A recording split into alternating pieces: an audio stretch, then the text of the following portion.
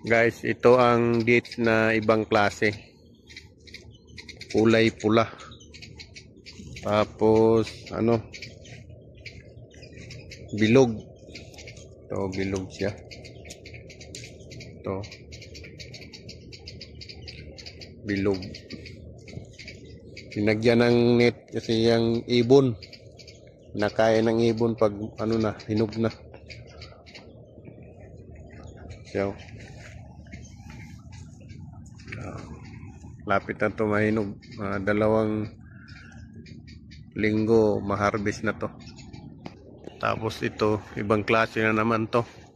Ito.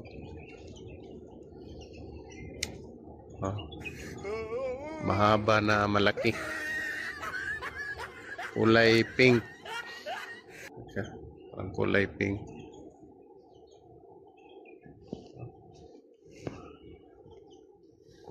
Tapos ito, ibang klase na naman to na ano, dates.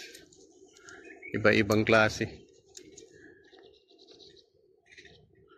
Hindi ako maibon.